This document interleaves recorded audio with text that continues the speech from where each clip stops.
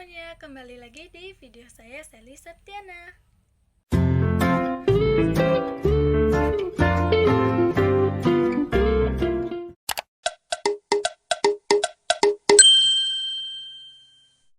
Nah, sesuai judulnya, saya akan membahas mengenai teknik penanaman, di mana apa sih penanaman itu? Nah, penanaman adalah kegiatan memindahkan bibit dari tempat persemaian ke lahan pertanaman dan untuk menghasilkan produk dari tanaman yang dibudidayakan. Nah, setelah penanaman, kita juga harus memelihara tanaman tersebut untuk dapat menghasilkan produk dari tanaman tersebut dengan bagus dan sesuai dengan keinginan kita. Dan setelah pemanenan, kita juga harus mengadakan bibit lagi supaya kita dapat menanamnya lagi dan dapat menghasilkan produk di tahun-tahun berikutnya. Dan selain pengadaan bibit, kita juga harus mempersiapkan lahan untuk bibit yang kita tanamkan nanti, supaya lahan tersebut atau bibit tersebut dapat tumbuh dengan baik. Nah, kegiatan penanaman ini merupakan kegiatan inti dari budidaya hutan yang mencakup area yang luas dan memerlukan biaya yang besar sehingga diperlukan keterampilan yang cukup, di mana kegiatan penanaman ini meliputi yang pertama yaitu pemilihan jenis, yang kedua persiapan lapangan, dan yang ketiga penentuan jarak tanam, yang keempat pemasangan ajir, kelima, pembuatan lubang tanam, dan yang keenam, pengangkutan bibit, dan yang ketujuh ada penanaman, dan yang terakhir ada pemeriksaan pekerjaan dan evaluasi penanaman. Dan kegiatan ini akan saya bahas satu persatu.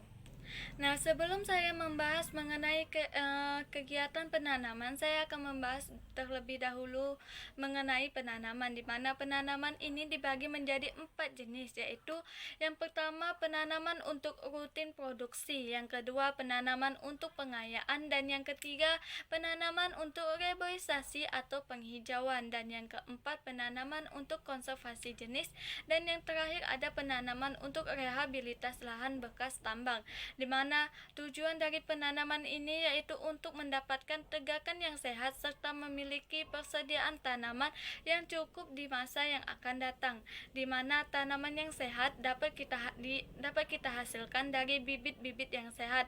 Dan setiap unit penanaman dianjurkan untuk memilih bibit yang siap untuk ditanam di lapangan. Selain itu, kita juga harus memperhatikan cara penanaman, di mana cara penanaman sangat berpengaruh terhadap pertumbuhan bibit di lapangan.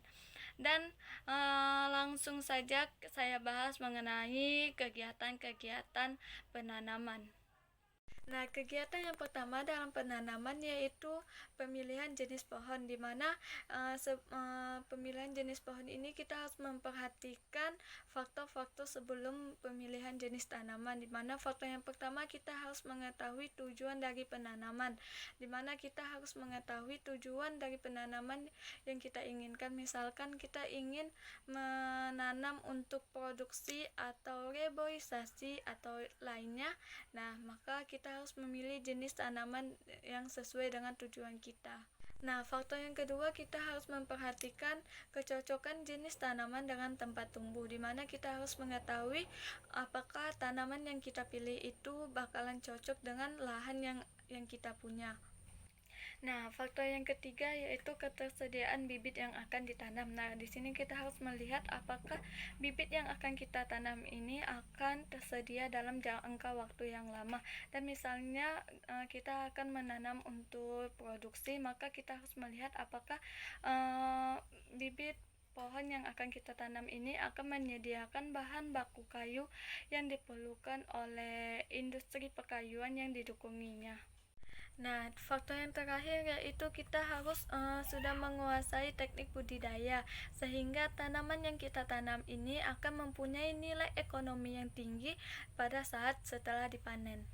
Nah, kesesuaian jenis tanaman dengan tempat tumbuhnya memungkinkan pohon akan tumbuh secara optimal sehingga dapat memberikan dampak positif terhadap lingkungan, baik berkenaan dengan nilai ekonomi, perlindungan dan konservasi tanah maupun pengaturan tata air. Nah, penanaman ini memiliki tiga pola. Pola yang pertama yaitu pola monokultur. Nah, pola monokultur ini adalah penanaman satu jenis tanaman pada suatu areal. Nah, adapun keuntungan menggunakan pola monokultur ini yang pertama yaitu dengan luasan yang sama akan diperoleh volume kayu yang lebih banyak, kualitas yang lebih baik dan seragam dibandingkan dengan pola penanaman campuran dan tumpang sari. Dan keuntungan yang kedua yaitu pengelolaannya juga lebih mudah karena jenis tanamannya seragam. Sedangkan kekurangan menggunakan pola ini yang pertama yaitu apabila terjadi serangan hama dan penyakit pada satu tanaman saja, maka penyebarannya lebih mudah meluas. Dan kekurangan yang kedua yaitu karena kebutuhan haranya yang sama, maka persaingan antar pohon untuk memperoleh hara pada pola monokultur ini juga lebih tinggi daripada pola campuran.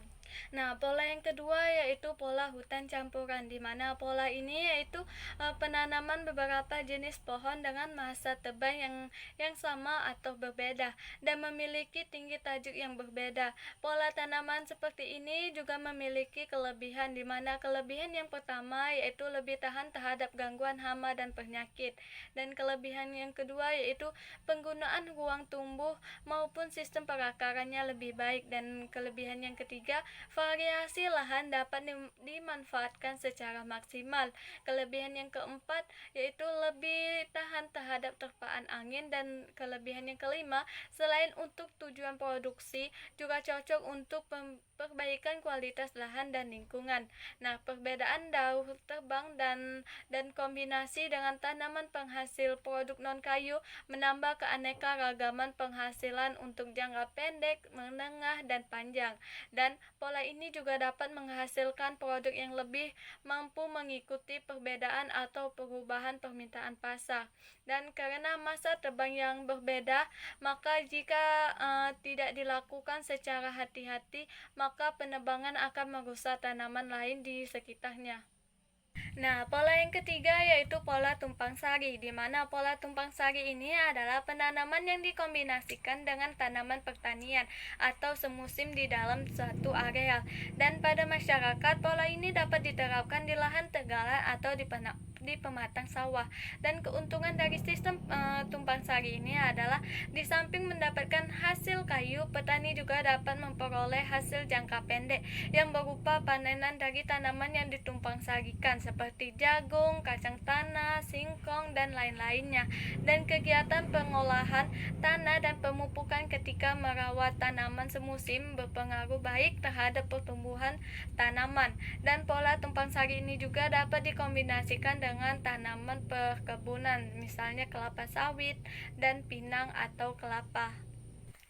Nah, sekarang kita masuk ke pelaksanaan kegiatan penanaman, di mana pelaksanaan kegiatan penanaman ini meliputi yang pertama yaitu perencanaan lapangan dan yang kedua pembersihan lahan. Nah, pada perencanaan lapangan ini bertujuan untuk menentukan area yang akan kita tanami dan pembuatan batas-batas areal tanaman. Dan sedangkan pembersihan lahan adalah kegiatan pembersihan yang meliputi pembersihan semak, perdu, dan pohon-pohon sisa. Dan pada saat melakukan kegiatan pembersihan lahan ini, bahan-bahan yang dapat digunakan untuk membuat anggalan maupun ajir dapat dikumpulkan. Pada saat daerah yang miring, sisa-sisa tegakan dibiarkan saja untuk menguatkan struktur tanah dan untuk mengendalikan erosi. Nah, pada penanaman ini juga kita juga harus menentukan jarak tanam. Nah, mengapa sih jarak tanam ini harus diatur? Yang pertama, jarak tanam yang teratur akan memudahkan pemeliharaan dan pengawasan serta memberikan kesan rapi dan bersih. Yang kedua, memberikan ruang yang cukup kepada pohon agar dapat memaksimalkan pertumbuhan tajuk, akar, dan batang. Yang ketiga yaitu mengurangi persaingan antar pohon dalam mendapatkan air dan makanan dari dalam tanah sehingga pohon dapat tumbuh dengan maksimal. Yang keempat yaitu mengurangi persaingan antar pohon dalam mendapatkan cahaya dan memperbaiki sirkulasi udara sehingga batang dan tajuk tumbuh sehat. Yang kelima yaitu mengurangi kemungkinan kerusakan pohon akibat terpaan angin yang kencang. Nah, pada penentuan jarak tanam ada beberapa faktor yang dapat mempengaruhi penentuan jarak tanam. Nah, faktor yang pertama yaitu tingkat kesuburan tanah. Nah, pada tanah yang subur, jarak tanam biasanya lebih besar jika dibandingkan pada tanah yang kurang subur. Nah, faktor yang kedua yaitu jenis tanaman. Nah, jenis tanaman yang bertajuk lebar biasanya ditanam dengan jarak yang lebih besar dibandingkan dengan tanaman yang bertajuk kecil. Dan faktor yang ketiga yaitu tingkat kemiringan lahan. Nah, sedangkan pada tanah dengan topografi berbukit miring, biasanya jarak tanam lebih besar karena harus mengikuti arah garis kontur. Nah, biasanya jarak tanam di lapangan pada awal penanaman diwujudkan dalam bentuk pemancangan ajir. Nah, ajir yang dipasang merupakan tempat bahan tanaman yang akan ditanam. Pada umumnya jarak tanam yang dipakai adalah 3 kali 3 meter atau 3 kali 5 meter atau bisa juga 4 kali 5 meter. Nah, jarak tanam ini dibuat dalam larikan yang teratur mengikuti ketinggian tempat dan letak barisan tanaman tergantung pada kondisi lahan. Nah, pada lahan datar maka letak barisan tanaman adalah utara dan selatan, sedangkan untuk lahan yang miring maka barisan tanaman sesuai dengan kontur. Nah, untuk pemasangan ajir ini dapat dipasang setelah bibit ditanam atau sebelum bibit ditanam, yaitu dengan jarak 5 cm dari muka tajuk tanaman terluar atau bisa juga ketika bibit sudah mengeluarkan salur-salurnya kira-kira tingginya 50 cm. Nah, tujuan dari pemasangan ajir ini yang pertama yaitu dapat membentuk barisan penanaman yang lurus dan teratur, dan yang kedua dapat menentukan titik tanaman.